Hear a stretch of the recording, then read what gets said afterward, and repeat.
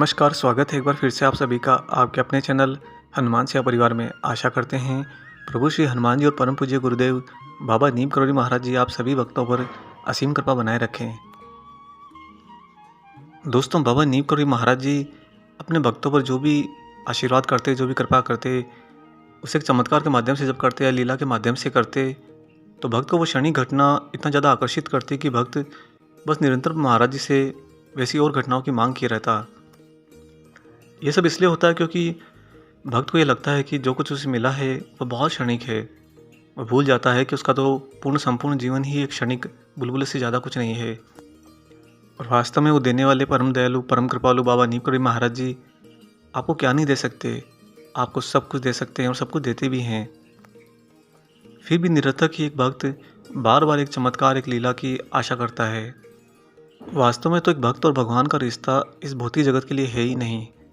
उनका रिश्ता तो इस भौतिक जगत को पार करते हुए आपसी समागम के लिए है। भक्ति वो रास्ता बनती है जिस रास्ते पर चलकर या जिस रास्ते पर उसके गुरु से चलाकर उसे स्वयं अपने ही परम अंश तक लेकर जाते हैं। भगवान आपकी आत्मा के सारे जन्मों के भाव को भलीभांति जानते हैं और जानते हैं कि आपकी आत्मा और आपकी चेतना किस स्तर की है और उसे वास्तव में जीवन में किस वस्तु की या किस चीज़ की परम आवश्यकता है।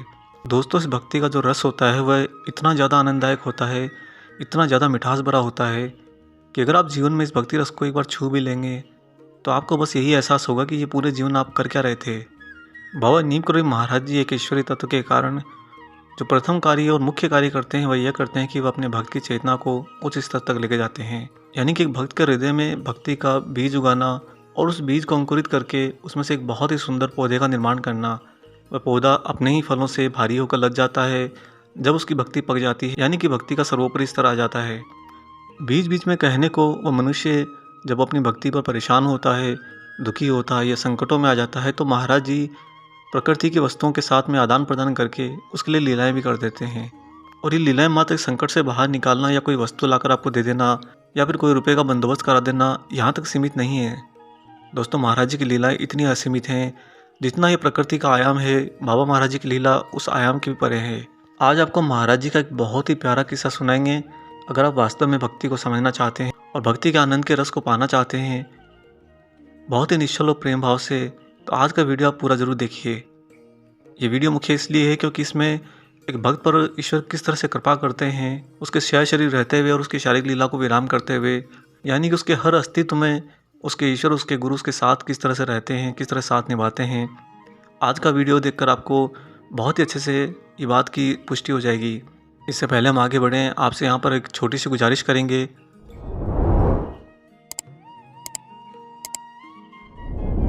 आइए दोस्तों, ले चलते हैं अब आपको महाराज जी की इस बहुत ही प्रेममय घटना पर। यूँ तो बाबा के अनेकों भक्त हुए हैं जो महाराज जी की सेवा करने के लिए हमेशा तत्पर रहते हैं, हमेशा लालायित रहते हैं। या यूँ कहिए कि महाराज जी जब किसी एक भक्त को पुकारें तो 10 भक्त दौड़े आते हैं। ये होता इसलिए क्योंकि सब अपने ईश्वर के सानिध्य का वो रसपान करना चाहते हैं, जिस रसपान में इस भौतिक जगत से परे का सर्व आनंद समाहित है। यह घटना है श्री श्रवणनाथ संघ जी की। यह वो समय था जब संघ जी बिरला विद्या मंदिर नैनीताल के प्रिंसिपल हुआ करते थे। बताया जाता है कि श्री श्रवणनाथ संघ जी का जन्म किसी संत के आशीर्वाद के फलस्वरूप ही हुआ था, लेकिन आशीर्वाद के बिल्कुल विपरीत उन्हें अपने जीवन में साधु संतों में कोई लगाव नहीं था। फिर आया साल 2054 का वह समय। एक दिन उन्हीं के विद्यालय विद्या मंदिर के अध्यापक श्री किशन चंद्र तिवारी जी महाराज जी को अपने घर लिए जा रहे थे। रास्ते में बहुत ही साधारण घटना की तरह बाबा महाराज जी और संघ जी ने एक दूसरे के नज़दीक से निकलते हुए एक दूसरे को देखा और महाराज जी के मुंह से अचानक ही फूट पड़ा, हमारा प्रिंसिपल आ गया है। बाबा के मुंह से ये सुनकर संघ बिना कुछ बोले अपने घर चले गए, क्योंकि उन्हें किसी साधु संत में तो वैसे ही कोई रुचि नहीं थी। लेकिन कहते हैं ना कि महाराज जी के एक बार भी दर्शन आपकी दृष्टि में आ गए तो बाबा महाराज आपके हृदय द्वार से प्रवेश करके आपकी चित्त के अंदर अपना स्थान बना लेते हैं और आप महाराज जी से विमुख कभी हो ही नहीं सकते। यही हुआ था श्री संघ जी के साथ में। उस क्षणिक दर्शन ने श्री संघ जी के भीतर महाराज जी के प्रति श्रद्धा के अंकुर उगा दिए थे और आने वाले कुछ दिनों में वे इतना व्याकुल हो गए कि एक दिन महाराज जी का पता करके महाराज जी के दर्शन के लिए हनुमानगढ़ पहुंच गए। बाबा ने उन्हें अपनी कुटिया में अकेले ही दर्शन दिए। वहाँ पर संघ जी और बाबा नीम करोली महाराज जी के बीच लगभग 20 मिनट तक बातचीत चली। फिर संघ जी अपने घर लौट आए और अपनी दिनचर्या में व्यस्त हो गए। कुछ समय बाद दोस्तों, एक दिन संघ जी कुछ भूटानी छात्रों को पहुंचाने के लिए भूटान गए थे। वहाँ के राजा निम्मी दोरजी चोग्याल ने उन्हें आमंत्रित किया। राजा संग को अपने राजगुरु लामा के दर्शन कराने के लिए भी ले गए। लामा उस समय लगभग 150 वर्ष के हो चुके थे और शरीर पूर्ण रूप से जर्जर, एकदम से वृद्ध। जो ही लामा ने संग जी को देखा, देखते ही अचानक से कहा कि यहाँ क्यों आया है। क्योंकि संग जी वहाँ के राजा के साथ में उनके राजगुरु के दर्शन करने के लिए आए थे, अतः उन्होंने बहुत ही सहज भाव से कहा कि मैं तो आपके दर्शन और आशीर्वाद के लिए आया हूँ। तब लामा ने आगे कहा कि तेरे पास तो महान संत हैं, वह तुझे सब कुछ दे सकते हैं, फिर हमसे क्या मांगना चाहता है।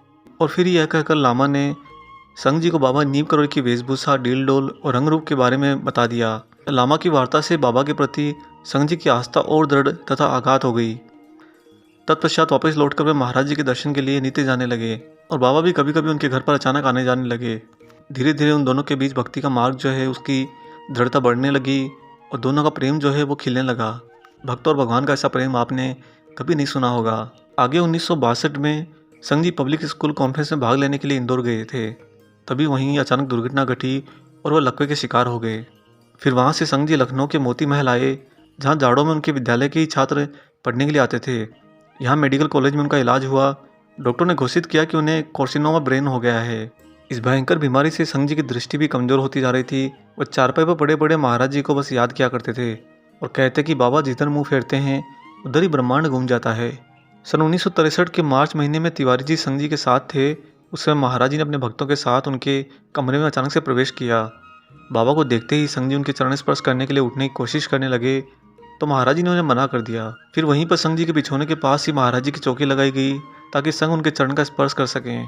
बाबा अपने भक्त की हर आत्मा की बात को बहुत ही भलीभांति से पहले से जानते हैं, या यूँ कहिए कि भक्त की आत्मा व व्यवहार उन्हीं के इशारे पर कर रही होती है। अतः महाराज जी ने जैसे ही अपनी चौकी पर अपना आसन ग्रहण किया, बाबा ने अपने चरण आगे बढ़ाकर संग जी की तरफ कर दिए और फिर संग जी का आत्मबल बढ़ाने के उद्देश्य से कहने लगे कि तू उत्तर पश्चिम सीमा का ब्राह्मण है, तू बहुत वीर है। और फिर महाराज जी बोले कि हम तेरे लिए क्या करें, तू मांग ले जो तू चाहता है, आज हम तुझे सब कुछ देने के लिए आज तैयार हैं। जब साक्षात भगवान आपके प्रेम में अथाह डूब जाते हैं तब आपसे यही कहते हैं कि मांग ले, तुझे जो मांगना है मैं सब कुछ दूंगा। दोस्तों, संग जी बस बाबा के पैर के अंगूठे को अपने हाथ से मलते हुए महाराज जी की बातें सुन रहे थे। बाबा जी का इतना शुद्धतम प्रेम देखकर संग जी की आंखों से आंसू बह निकले। आंसुओं से भरी हुई आंखों के साथ उन्होंने बाबा से कहा कि प्रभु, आपने मुझे सब कुछ तो दिया है, बचा ही क्या है जो मैं आपसे और मांगूं। संग जी की इन बातों से महाराज जी बहुत ज़्यादा द्रवीभूत हो गए। वे संग जी के सिर पर हाथ फेरते हुए कहने लगे, संग वास्तव में एक संत है, इसमें किसी प्रकार की कोई कामना नहीं है। दोस्तों, यहाँ पर महाराज जी सच में बहुत भावुक हो गए थे। ये कहते हुए वहाँ से चले गए कि विंध्याचल जाकर माँ से हम जरूर कहेंगे। उस दिन की मुलाकात में महाराज जी जो ही संग जी के कमरे से बाहर निकले, बाबा के कमरे से बाहर निकलते ही संग जी अचेत हो गए। और बताया जाता है कि पता नहीं महाराज जी की वो कैसी अलौकिक मुलाकात थी कि उस दिन के बाद से संग जी की चेतना नहीं लौटी। अगले 15 दिनों तक इसी तरह चेत रहकर उनका देहांत हो गया। जब उन्होंने शरीर छोड़ा तो महाराज जी उस समय इलाहाबाद में थे। इधर संग जी का अपना शरीर छोड़ना था कि उधर महाराज जी ने कहा कि आज संग मुझ में समा गया है। ये कहते ही महाराज जी की आंखों से निरंतर आंसू बहने लगे। जो मनुष्य अपने जीवन में कभी बाबा साधुओं को मानता तक नहीं और बहुत ही ज़्यादा भौतिक जगत के कर्मकांड आवरण में लिपटा हुआ था, क्या कभी आप सोच भी सकते हैं कि उसके जीवन का जब अंत होगा तो वह अपने ही ईश्वर में समा जाएगा। ऐसी विशेष कृपा महाराज जी के अलावा कौन कर सकता है। बाबा अपने भक्तों से इस भौतिक जगत के लिए प्रेम नहीं करते दोस्तों। महाराज जी अपने भक्तों के प्रेम को सदा सदा के लिए उसके चक्र से उससे मुक्ति दिलाने के लिए करते हैं। महाराज जी कभी नहीं चाहते कि उनका भक्त जन्म जन्म के चक्रों में फंसा रहे और बार बार आकर भिन्न भिन्न घटनाओं के द्वारा कष्टों में फंसता रहे, क्योंकि महाराज जी उस प्रेम का वो अमृत है दोस्तों, जिसकी एक बूंद भी आपका सब कुछ पूर्ण कर सकती है। बस मात्र एक बूंद। इस बूंद को पाने के लिए हो सकता है कि भक्त बहुत जतन करे, या हो सकता है कि महाराज जी उसके बिना जतन किए ही उसे उसका रसपान करा दें। जिस दिन आप अपनी भक्ति की वास्तविकता को समझ लेंगे, आप अपने गुरु, अपने ईश्वर को बहुत आसानी से पहचान लेंगे और उनको पहचानने के बाद में आपके इस जीवन की सारी घटनाएं आपके लिए बस एक मजाक से ज़्यादा कुछ नहीं रहेंगी। आपका जो आनंद है वो यहाँ की भौतिक वस्तुएं या भौतिक घटनाओं से परे हो जाएगा और आप बस अपने ईश्वर के श्री चरणों में अपनी जगह बनाएंगे। हम महाराज जी से ये प्रार्थना करते हैं कि महाराज जी अपने इस प्रेम अमृत का रसपान सभी भक्तों को अवश्य कराएं। और इसी के साथ आशा करते हैं कि आज का ये वीडियो आपको पसंद आया हो। वीडियो अगर अच्छा लगा है तो जाने से पहले इसे लाइक ज़रूर कर दीजिए और अगर आपने चैनल को सब्सक्राइब नहीं किया है तो दोस्तों चैनल को सब्सक्राइब अवश्य कर लीजिए। मिलेंगे बहुत जल्दी ही एक और ऐसे शुभ अंक के साथ। तब तक अपना और अपने माता पिता का संपूर्ण ख्याल रखिए। परम परमात्मा परम प्रभु श्री राम जी का निरंतर गुणगान करते हुए बाबा हनुमान और बाबा नीम करोड़ी महाराज जी की निस्वार्थ होकर सेवा करते रहिए। जय सिया राम।